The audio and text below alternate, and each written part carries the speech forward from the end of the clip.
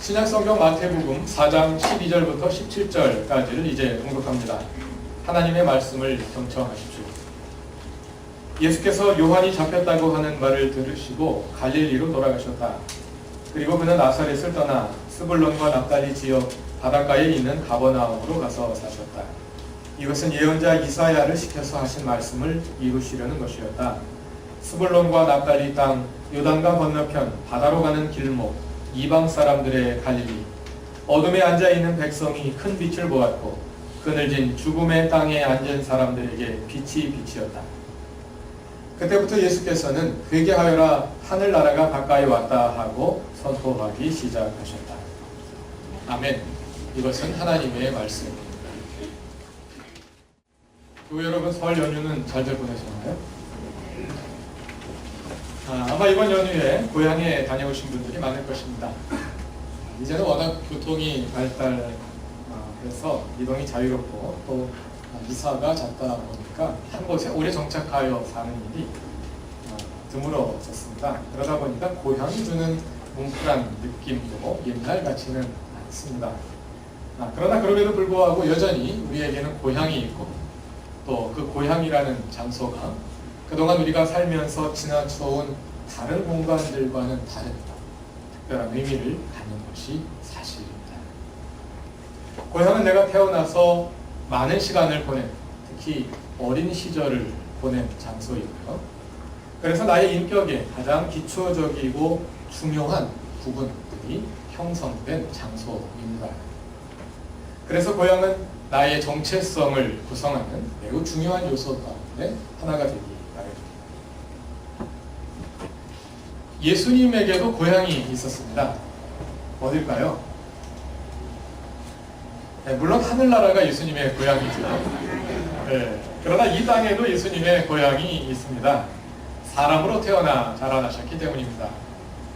예수님이 자라나신 고향은 갈릴리입니다.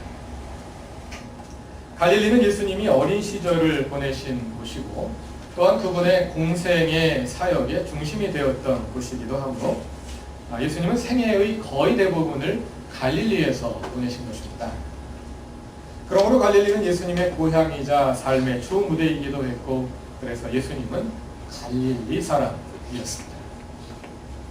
지난주부터 예수님은 누구신가 하는 질문에 답을 해보고 있는데요.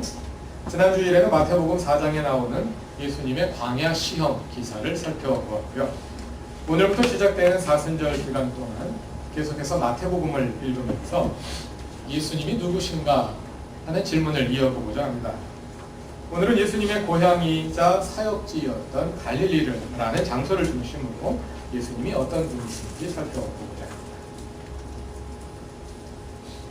합니다. 화면은 신약시대 이스라엘의 지도인데요. 지도에서 왼쪽 하늘색으로 표시된 부분은 지중해이고요. 지도 가운데 아래쪽에 있는 길쭉하고 큰 호수가 사해이고 위쪽에 있는 그보다 작은 세모 모양의 호수가 갈릴리입니다. 그리고 뚜렷한 선으로 표시되어 있지는 않습니다만 요단강이 갈릴리를 지나 사해로 흘러 들어가고 있습니다.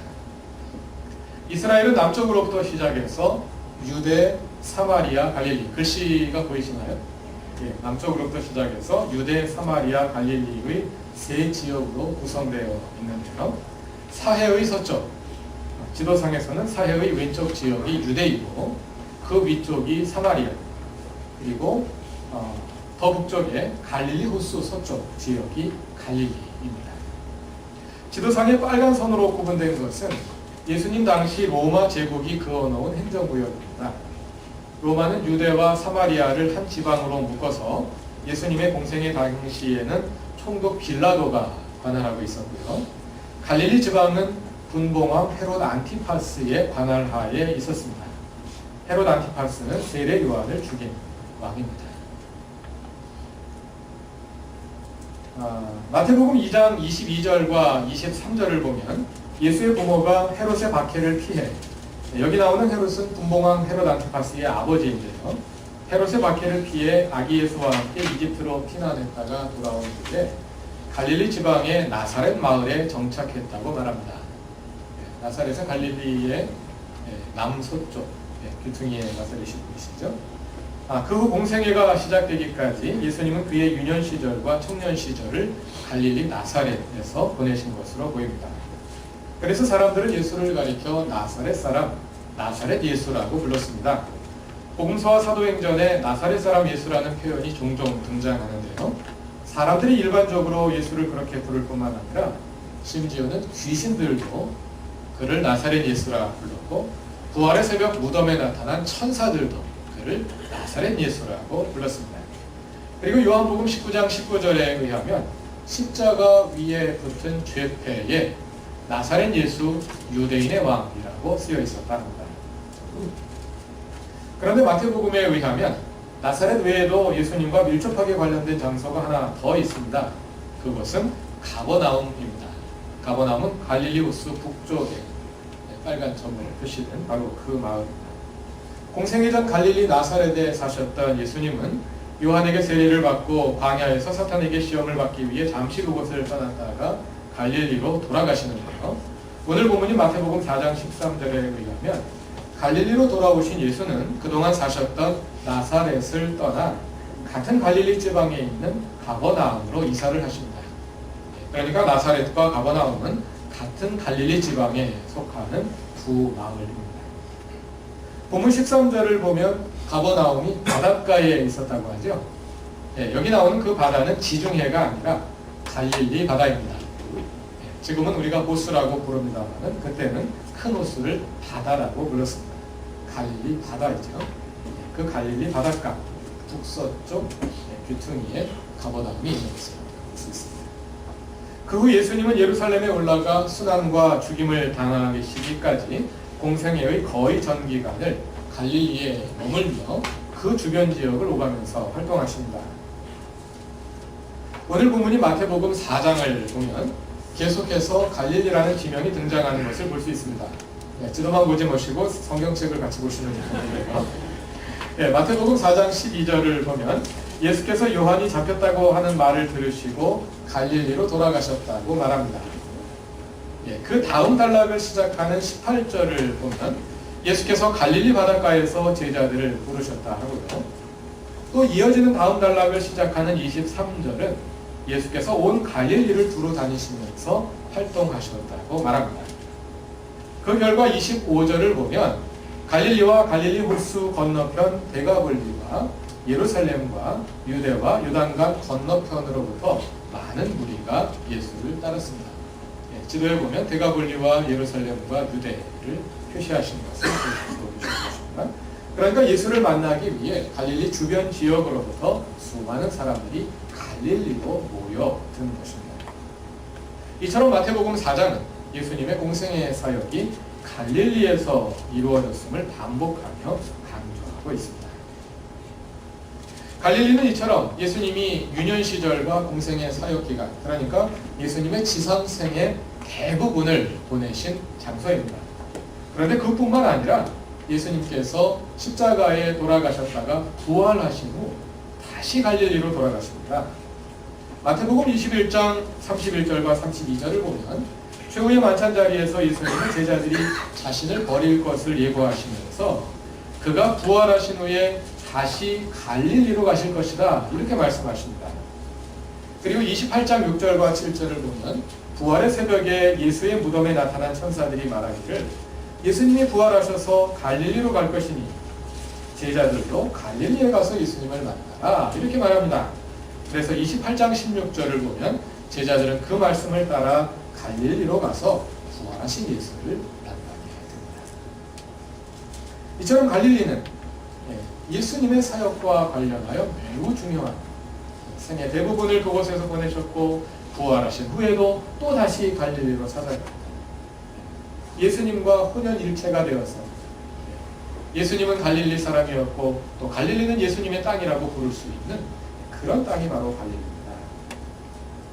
그런데 구약 성경과 신약 성경에 기록되어 있는 갈릴리의 역사를 살펴보면 이스라엘의 역사에서 갈릴리는 그리 환영받는 지역이 아니었습니다.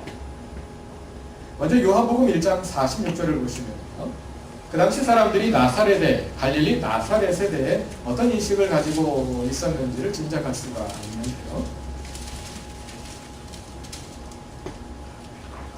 예수의 제자로 부름받은 빌립이 나다나엘을 만나서 내가 구약 성경이 예고한 바로 그분을 만났다고 이야기했을 때 요한복음 1장 46절에서 나다나엘은 나사렛에서 무슨 선한 것이 나올 수 있겠느냐 하고 의아해하며 반문합니다. 이것은 나사렛이 뭐 그리 특별히 나쁜 지역이었다기보다는 아무도 주목하지 않는 이스라엘의 촌동네에 불과했기 때문일 것입니다. 구약 성경을 비롯하여 유대교의 탈무드나 미드라시 그리고 그 당시 기록된 로마의 어떤 저작들에도 나사렛이라는 지명이 단 한 번도 언급되지 않는다고 합니다. 그 말은 나사렛에서 사람들이 주목할 만한 일이 전혀 일어나지 않았다는 것을 뜻하겠죠. 예를 들어 나사렛 출신으로 타지에까지 알려진 훌륭한 인물이 하나라도 있었다면 그 사람이 예수님보다 앞서서 나사렛 사람이라 불렸을 것입니다. 아니면 나사렛에 중요한 회당이나 학교와 같은 기관이 있었다든지 아니면 좋은 일이든 나쁜 일이든 외지 사람들에게 알려질 만한 어떤 사건이 있었다면 사람들은 그 일로 인해서 나사렛을 기억했을 것입니다.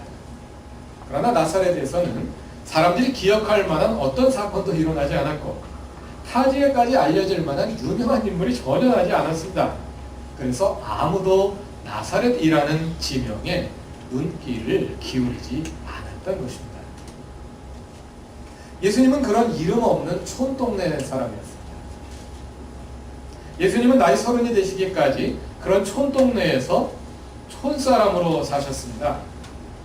다른 큰 도시로 유학을 가서 위대한 학자들로부터 배웠다는 기록도 없고 예수 주위에 어떤 힘 있는 사람이 있어서 예수의 뒤를 봐주었다는 기록도 없습니다.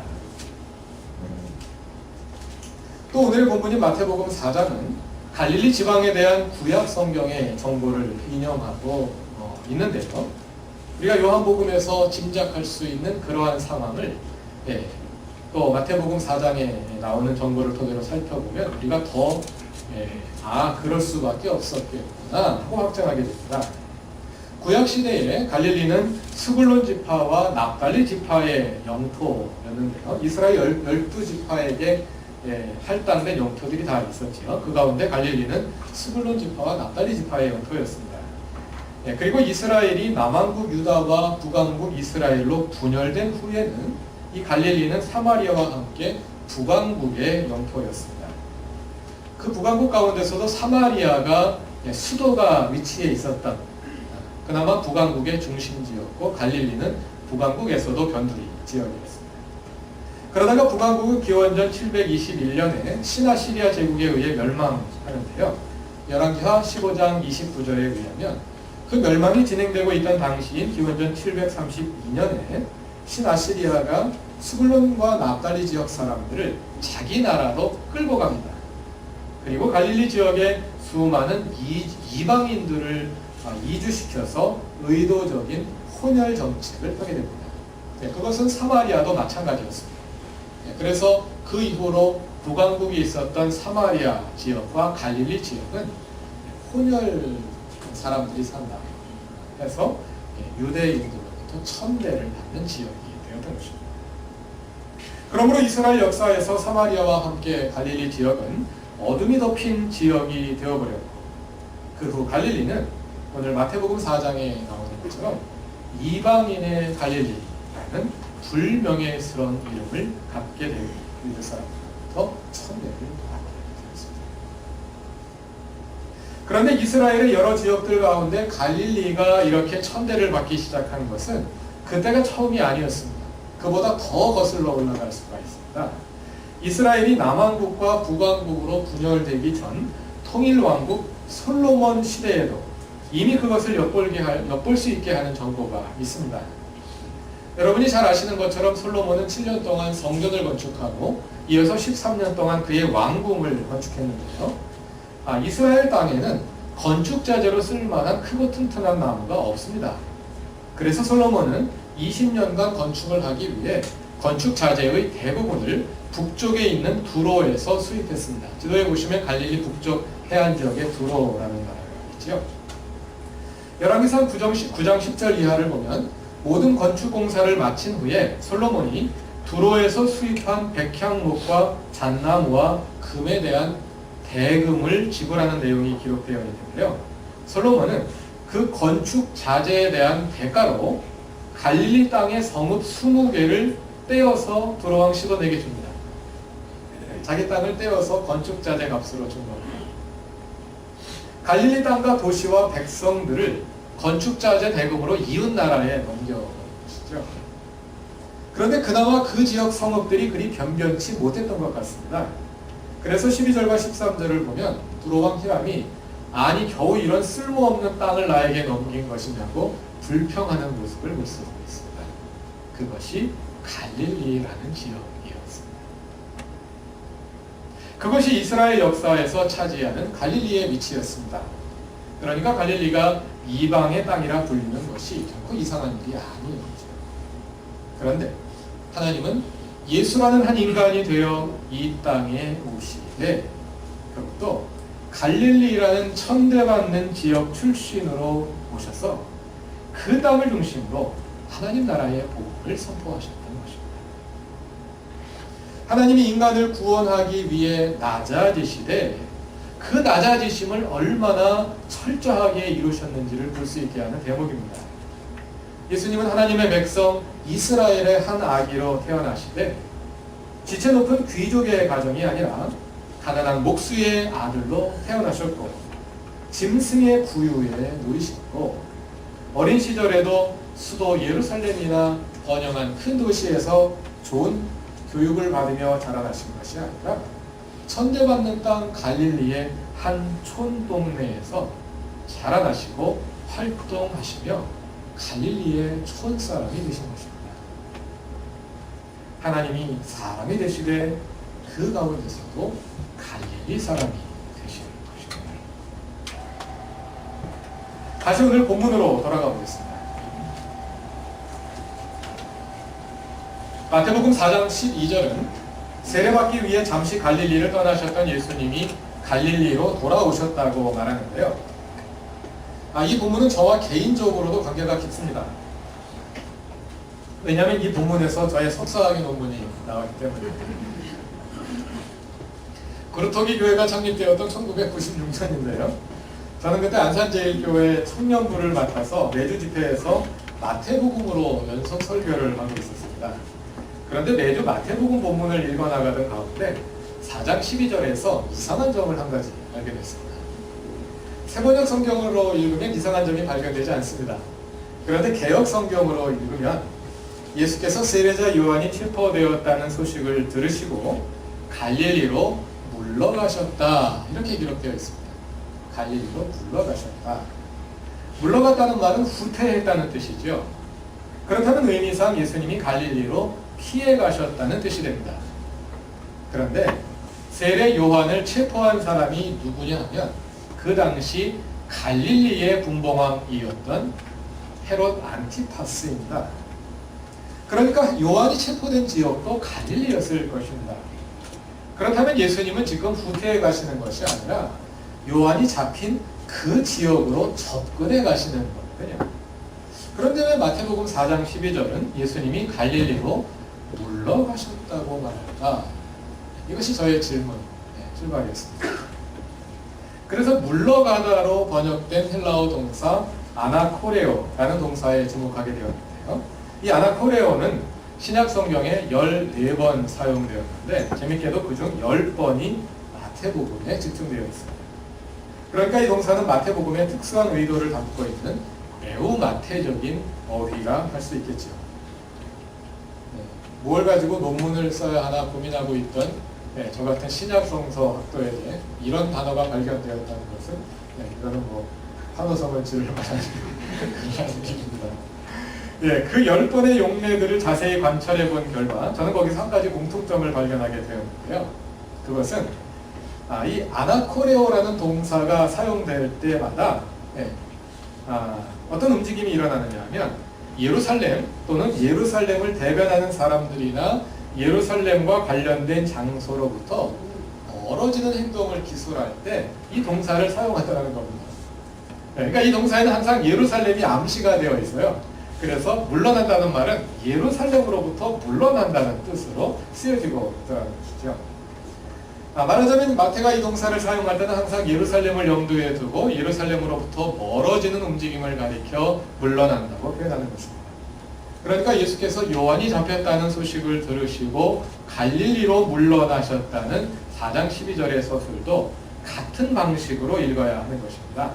갈릴리를 놓고 보면 갈릴리에 접근해 가는 것이지만 예루살렘을 중심으로 보면 멀어져 가는 것이기 때문에 갈릴리로 물러났다 이렇게 말하는 것입니다. 그러니까 정확하게 말하자면 갈릴리를 향하여 예루살렘으로부터 물러났다 이런 의미가 되는 것이죠. 그래서 저는 다시 마태복음이 이 동사를 왜 그런 방식으로 사용하는 것일까 하는 질문을 하게 되었고 그 질문을 마태복음의 저자와 청중의 역사적 상황과 관련되어서 제 나름대로 설명해 보려고 하는 것이 저의 석사 논문이었습니다. 별로 재미없는 이야기라는 것을 잘 알고 있습니다. 오늘날이나 그 시대나 사람들이 선망하는 도시는 예루살렘입니다. 누구나 예루살렘 사람이 되고 싶어 합니다. 그리고 예루살렘에서 나오는 혜택을 누리기 위해 더욱더 예루살렘으로 접근해 가고 싶어 합니다. 반면에 우리는 갈릴리 사람이 되고 싶어 하지 않습니다. 또 갈릴리 사람들이 우리 주변에 있는 것을 그리 좋아하지 않습니다. 최근 자주 올라오는 뉴스 가운데 중산층 학부모들이 자기 아이들이 다니는 학교에 가난한 동네 아이들이 오지 못하게 하려고 집단적인 움직임을 보인다는 보도가 종종 들려옵니다. 지방의 어느 초등학교는 신입생 예비 소집에서 예비 신입생들을 아파트별로 줄을 세웠다는 소식이 사진과 함께 보도되었습니다. 또 어느 중학교에서는 학부모들이 서울시 교육청을 찾아가서 인근 보금자리 주택에 사는 아이들이 같은 학교에 배정된 것을 항의했다는 뉴스도 최근에 나왔습니다. 항상 고위직 공무원 임명을 앞두고 청문회를 열 때면 단골로 등장하는 항목이 하나 있었습니다. 소위 위장 전입이라는 것인데요. 실제로 그 지역에 가서 살지는 않으면서도 그 지역으로 주민등록지를 옮겨서 그 지역 주민의 지위를 획득하려 하는 것이 위장 전입인데요. 그런데 언제부턴가 위장 전입이라는 항목이 청문회 뉴스에서 사라졌습니다. 아마도 온 국민이 다 위장 전입 경력을 가지고 있기 때문에 더 이상 그것을 문제 삼지 않기로 안목상의 합의가 이루어진 것이 아닐까 그런 생각을 해보게 됩니다. 우리는 이처럼 예루살렘을 추구하며 삽니다. 또 그렇게 하기 위해 법을 조금 어기는 것을 모두가 당연하게 여깁니다. 그러나 복음서에서 예루살렘은 오히려 예수께 적대적인 장소로 나타납니다. 예수님은 예루살렘에 올라가서 성전을 개혁하셨고 예루살렘의 성전 지도자들과 계속하여 논쟁을 벌이셨고 종국에는 그들에게 체포되어 죽임을 당하셨습니다. 예수님이 갈릴리에 계실 때 그분은 수많은 무리들의 환영을 받았습니다. 그러나 예루살렘을 대변하는 유대교 지도자들은 예수께 적대적이었고 심지어 무리들마저도 예루살렘에서는 예수께 적대적이었습니다. 그래서 갈릴리의 무리들은 예수를 따라다니며 늘 주위에서 예수를 환호한 반면에 예루살렘의 무리들은 오히려 유대 지도자들을 따라 예수를 십자가에 못 박으라고 소리를 칩니다. 그것이 예루살렘이었습니다. 예루살렘은 우리가 추구하는 풍요와 번영을 상징합니다. 게다가 거기에는 화려한 성전이 있어서 하나님의 복을 보장받은 것처럼 보이기까지 합니다. 모든 사람들이 그 도시를 선망합니다. 그래서 의식하지 못한 사이 우리도 예루살렘을 추구하는 사람들 속에 섞여서 동일한 선망을 가슴에 품은 채 살아갑니다.